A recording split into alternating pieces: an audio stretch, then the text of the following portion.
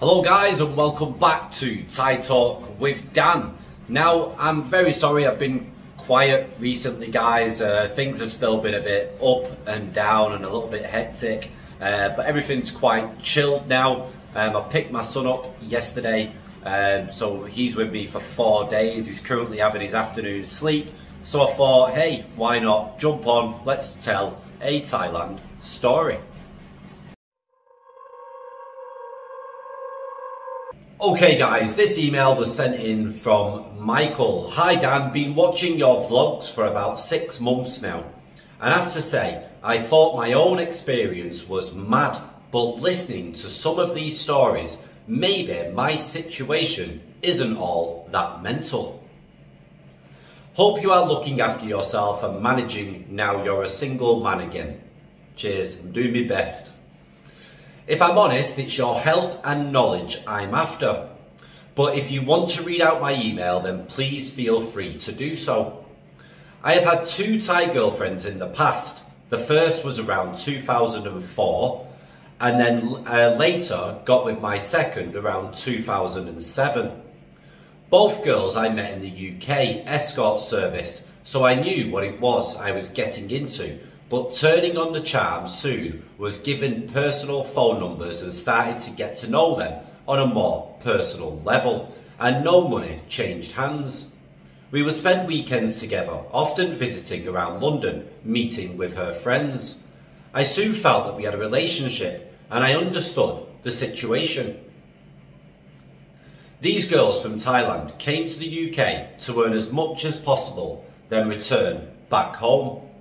The first girlfriend, named M, is about 10 years younger than myself and is sweet and polite and well-mannered. She met my family and was liked by all.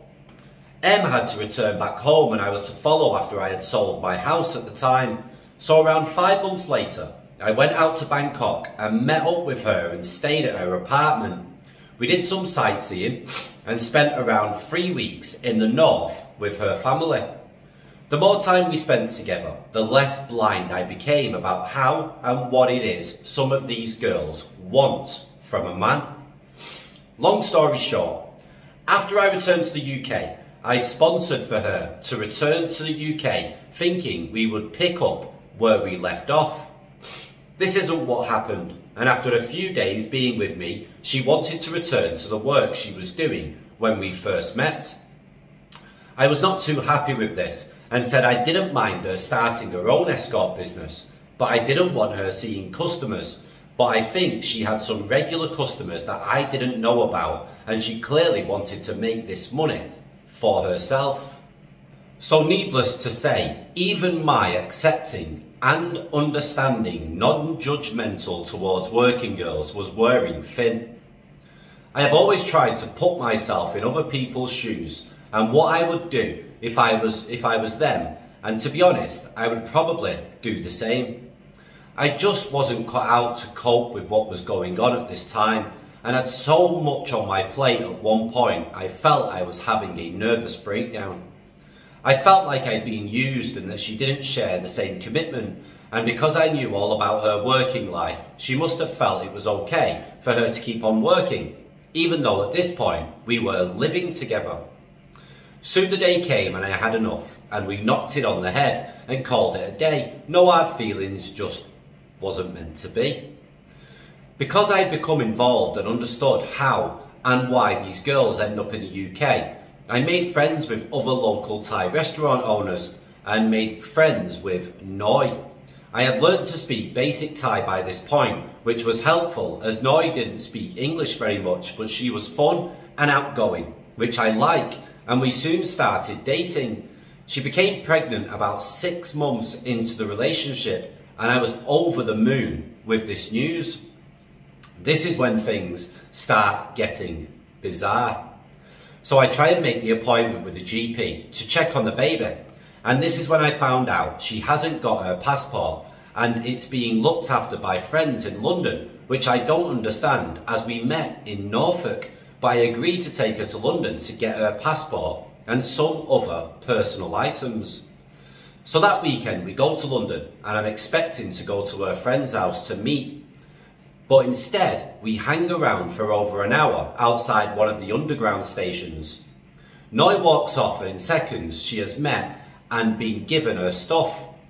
This just seemed very shady to me, and as I already knew from my first Thai girlfriend how and why some girls come to the UK, I was interested to see her passport.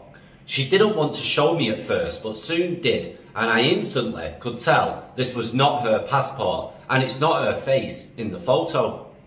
She explains this is the passport she used to enter the UK, somehow, but she did. But at this point, things are going to be a great deal more complicated than I could imagine.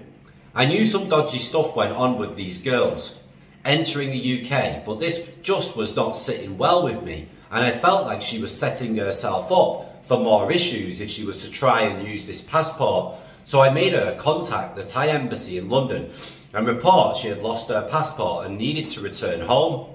All the time I'm crossing my fingers she's not caught out and get herself in a big mess of trouble.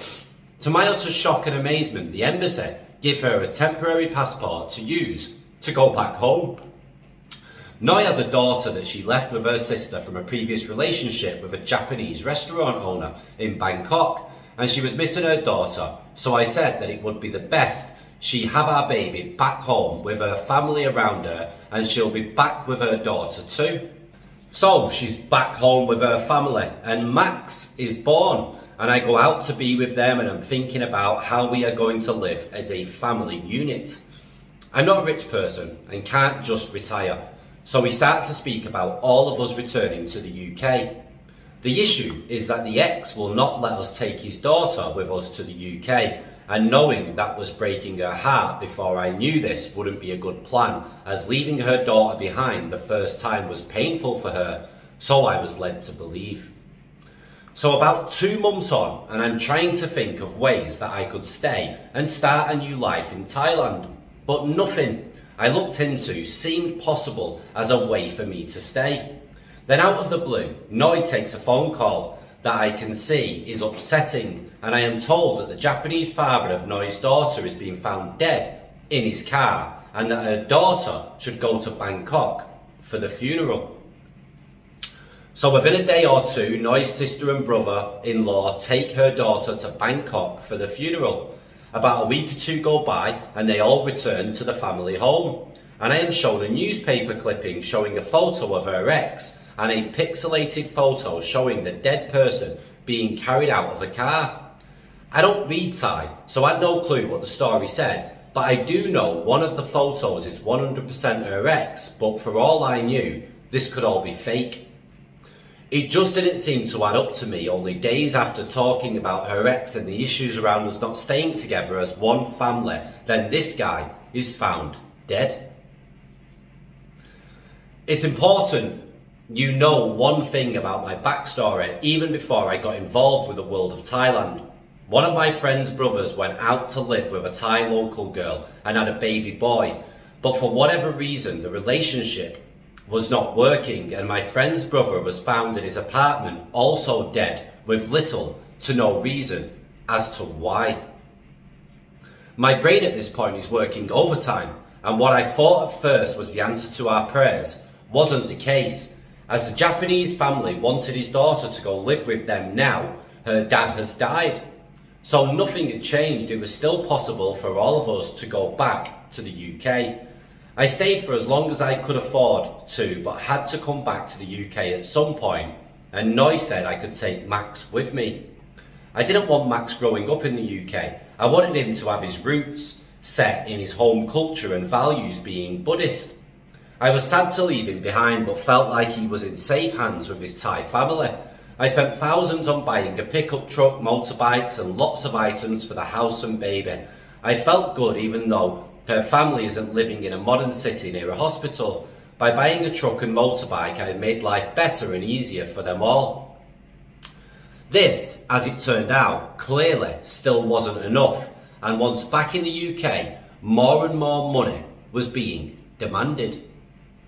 When in Thailand, I rented out my house, and the bar stewards stopped buying the rent, and everything soon went to hell. This is back in 2008, 2009, when we had the Northern Rock back run, and the bank stopped lending money out so easily anymore. I had a mortgage on the property and I needed the rent to pay that, otherwise I was screwed, which it was.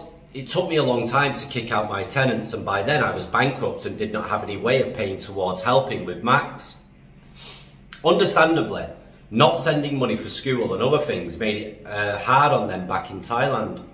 I was stuck between a rock and a hard place when I then had a minor stroke and had to stop working altogether and had to work on myself and try and get better again. Noi didn't seem to care one bit that I was in a bad way and had no income to help, so Max was then enrolled as a boy monk.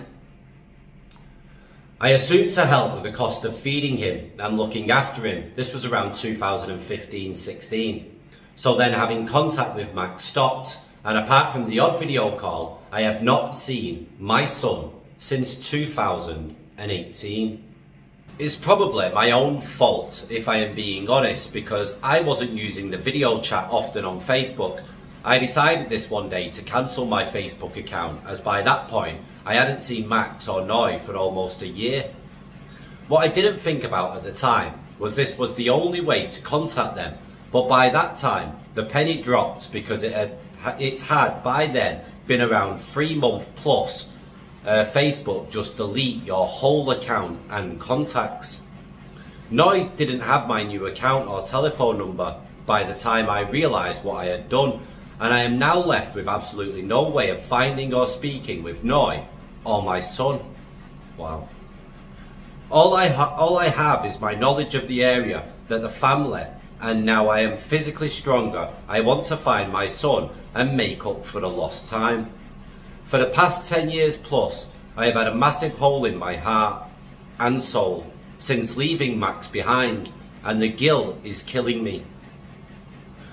My UK family, having never met Max, don't even think about him or even acknowledge he even exists, which cuts very deep, and if I am honest, pees me right off and makes me angry, as all the other grandchildren have been left something in my mum and dad's will.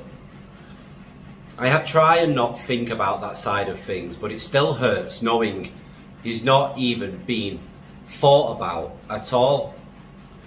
Time and tide move on, but I can't until I know my son is okay, and my life has been on hold for many years, and finally this year I have my flight booked to return to Thailand.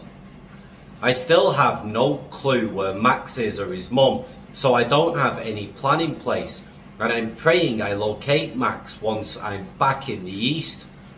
So wish me luck please everyone, and if you have any help or advice, please message Dan, and I hope you will pass on the message to me, or if you do make this into one of your vlogs, please leave a comment with your advice.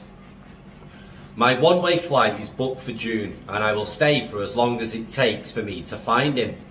Not knowing how life is treating him eats me up inside every day, and I can't make peace with myself not knowing is alive and well. I just know that my mental health is being affected by this, and it's time to try and undo some of my previous mistakes.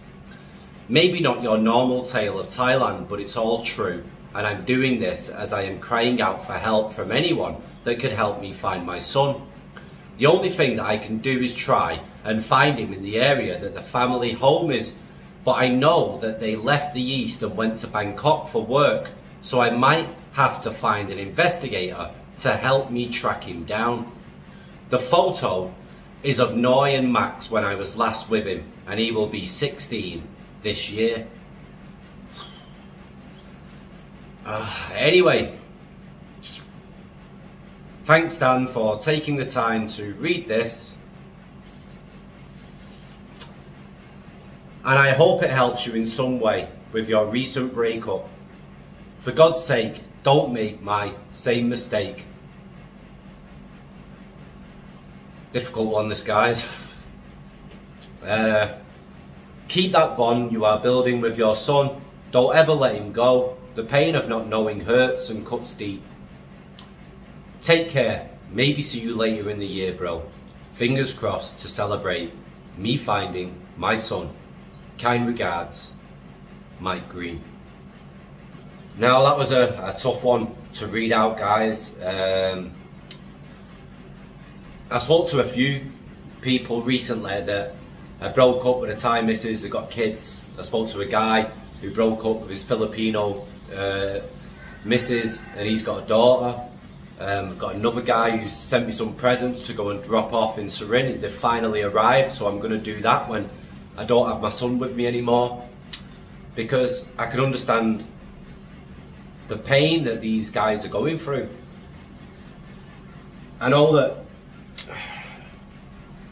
none of us are perfect, yeah, and you know, people can do things wrong and stuff, but if you're willing to be there for your child, you're willing to try and fight for your child, you're willing to do your best for your child, you know, you want to help out, you want to be a part of it, you know,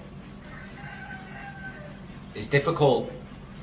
Now guys, I'm sure there's people here with more knowledge and more experience than I have. I know we have a private investigator who's based in Thailand that might be able to reach out and help this guy track down his son. But you need like his birth certificate if you've got a copy of it, any ID cards, if you've got a Thai ID card of your ex, any kind of information like that, an address, if you've got the full address, anything in order to try to help track them down. But I probably will get in touch, and guys, if you want to help, then please put a comment down below and I'll see if I can put you into contact, guys, and try to help him. He's on his way back now. You've got to remember, this guy had a stroke. You don't know what's been going on. It does affect your mental health in a massive way, you know. It's your kid, innit, at the end of the day. I know some people can just happily move on, and that's not within my DNA. I'm stuck here, me, until I get booted out, or you know, something crazy happens.